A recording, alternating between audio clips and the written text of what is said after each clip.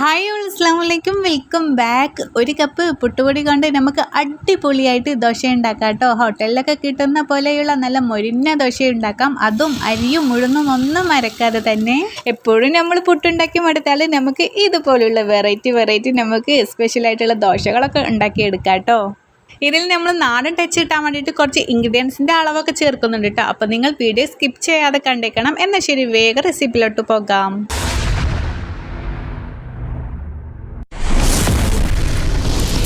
ആദ്യം തന്നെ നമുക്കൊരു പാത്രം എടുക്കാം. 250 ml കപ്പിന് ഒരു കപ്പ് പുട്ടുപൊടി ചേർത്തി കൊടുക്കാം. നമ്മുടെ വീട്ടിൽ പാക്കറ്റോ അതോ നമ്മുടെ വീട്ടിൽ പൊടിച്ചതോ ഒക്കെ എടുക്കാം കേട്ടോ. സെയിം അളവിൽ തന്നെ നമുക്ക് അരിപ്പൊടി, നമ്മുടെ പത്തിരിപ്പൊടി ഉണ്ടല്ലോ, അതും ഒരു കപ്പ് ചേർത്തി കൊടുക്കാം. പിന്നെ സെയിം അളവിൽ തന്നെ നമുക്ക് ഒരു കപ്പ് തേങ്ങയും ഒരു കപ്പ് ചോറും കൂടി ചേർത്തി കൊടുക്കാം. ഇനി നമുക്കിതിലോട്ട് ആവശ്യത്തിന് ഒരു 10 നമ്മുടെ ചുവന്നുള്ളിയാണ് കേട്ടോ. കുറച്ച് വലുതാണെങ്കിൽ ഒരു 5 6 ചേർത്തി കൊടുത്താൽ മതി. അതുപോലെ ഒരു 1/2 ടീസ്പൂണോളം നമുക്ക് ചെറിയ ജീരകം ചേർത്തി കൊടുക്കാം. ഇനി നമുക്കിതിലോട്ട് ആവശ്യമുള്ളത് ഒരു 1/4 ടീസ്പൂണോളം ഈസ്റ്റാണ് കേട്ടോ.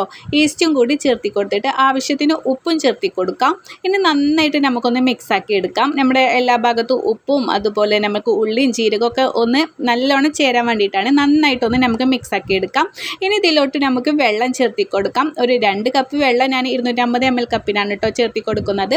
അപ്പോൾ നമുക്ക് പുട്ടുപൊടി ആയിരിക്കുമ്പോൾ അതിലോട്ട് വെള്ളം നമുക്ക് ഒഴിച്ചാൽ ചേർത്തില്ല, നന്നായിട്ടൊന്ന് വെള്ളം പിടിക്കുമല്ലോ. അപ്പോൾ അതിന് വേണ്ടിയിട്ട് ഒരു കപ്പും കൂടി വീണ്ടും ഞാൻ ഒഴിച്ചു കൊടുക്കുന്നുണ്ട്. അങ്ങനെ 3 കപ്പ് ഒഴിച്ചു കൊടുത്തിട്ടുണ്ട് കേട്ടോ. ഇനി നന്നായി നമുക്കൊന്ന് മിക്സാക്കി എടുക്കാം, കട്ടകളൊന്നും ഇല്ലാതെ.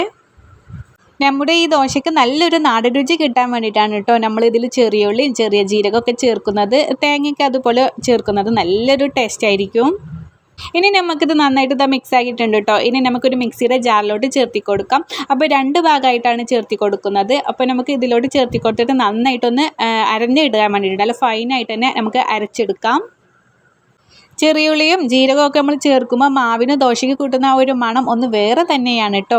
ജീരകം നമ്മുടെ ദഹനത്തിനും വളരെ നല്ലതാണ്. ഉള്ളി ചേർക്കുമ്പോൾ ദോശയ്ക്ക് ഇടയ്ക്കിടെ ആ ഒരു കടി കിട്ടുന്നത് നല്ല രസമായിരിക്കും. നിങ്ങൾ പ്രത്യേകം ശ്രദ്ധിക്കട്ടോ. ഞാനിതിൻ്റെ അളവൊക്കെ ഇൻഗ്രീഡിയൻസിൻ്റെ അളവൊക്കെ ഞാനിത് ഡിസ്ക്രിപ്ഷനിൽ കൊടുക്കുന്നുണ്ട്. അപ്പോൾ നിങ്ങൾ അളവൊക്കെ ഇതുപോലെ തന്നെ ചെയ്തെടുത്താൽ നമുക്ക് അടിപൊളിയായിട്ട് പെർഫെക്റ്റായിട്ട് നമ്മുടെ ദോശ റെഡിയാകുള്ളൂ കേട്ടോ.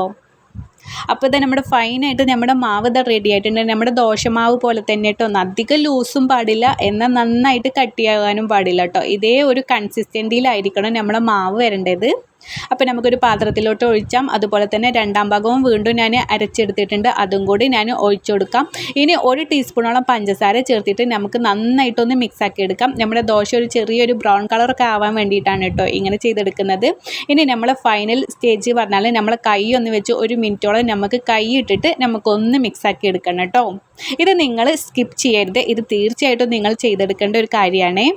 ഇനി നമുക്ക് ഇതൊന്ന് 8 മണിക്കൂറോളം റെസ്റ്റ് ചെയ്യാൻ വെക്കണം. അപ്പോൾ നിങ്ങൾക്ക് ചൂടുള്ള ഭാഗത്താണെങ്കിൽ പെട്ടെന്നായി കിട്ടും കേട്ടോ.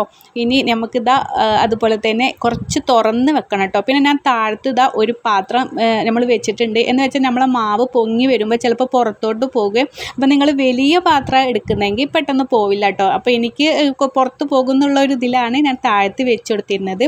അതേപോലെ തന്നെ ഇതൊരു 8 മണിക്കൂർ കഴിഞ്ഞിട്ട് തുറന്ന് നോക്കിയപ്പോൾ കേട്ടോ പുറത്തേക്ക് കുറച്ച് നമ്മുടെ മാവൊക്കെ പോയിട്ടുണ്ട്. നല്ല അടിപൊളിയായിട്ട് മാവ് പൊങ്ങി വന്നിട്ടുണ്ട് കേട്ടോ. നമുക്കിത് കാണുമ്പോൾ തന്നെ ഒരുപാട് സന്തോഷമാണല്ലോ അല്ലേ. ഈ മാവ് ഇങ്ങനെ റെഡി ആയി വരുമ്പോൾ നമ്മൾ സാധാ ദോശമാവ് ഇതുപോലെ ആയി വരുമ്പോൾ നമുക്കൊരു വലിയൊരു സന്തോഷമാണ്.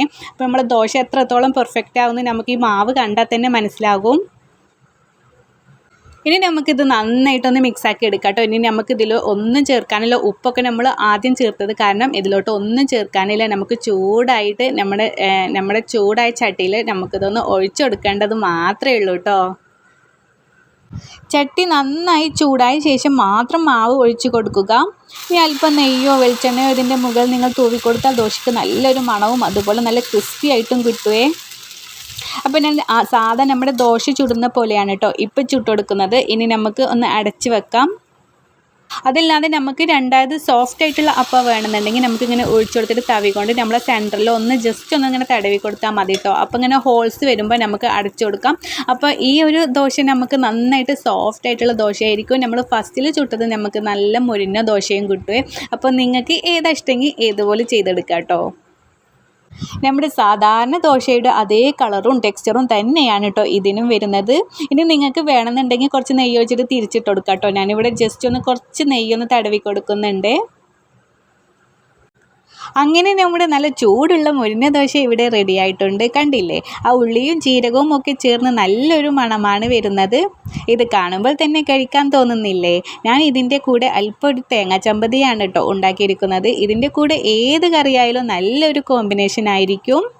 സത്യം പറയാമല്ലോ, ഇതിന് നമ്മൾ സാധാരണ പച്ചരി അരച്ചുണ്ടാക്കുന്ന ദോശയേക്കാൾ ഒരു പ്രത്യേക രുചിയുണ്ട്. ആ ഒരു ചെറിയ ജീരകത്തിൻ്റെയും അതുപോലെ ഉള്ളിയുടെയും ഒക്കെ ടേസ്റ്റ് ഇടയ്ക്കിടെ വരുന്നത് ദോശയ്ക്ക് നല്ലൊരു നാടൻ ടച്ച് നൽകുന്നുണ്ട്. ഒട്ടും കടുപ്പമില്ല, നല്ല സോഫ്റ്റും അതേസമയം സൈഡിലൊക്കെ നല്ല ക്രിസ്പിയുമാണ്. നിങ്ങൾ എല്ലാവരും ഇതൊന്ന് പരീക്ഷിച്ച് നോക്കണം. പുട്ടുപൊടി വീട്ടിലുണ്ടെങ്കിൽ ഇനി ദോശ ഉണ്ടാക്കാൻ ഒട്ടും മടിക്കേണ്ടതില്ല. കുട്ടികൾക്കും മുതിർന്നവർക്കും ഒരുപോലെ ഇത് ഇഷ്ടപ്പെടും കേട്ടോ. ഉണ്ടാക്കി നോക്കിയിട്ട് നിങ്ങളുടെ അഭിപ്രായങ്ങൾ താഴെ കമൻറ്റ് ബോക്സിൽ അറിയിക്കാൻ മറക്കരുത് കേട്ടോ. ഇൻഷാ അല്ലാഹ് നല്ലൊരു റെസിപ്പി കൊണ്ട് വീണ്ടും കാണാം. അതുവരേക്കും ഓക്കെ, ബൈ, താങ്ക് യു.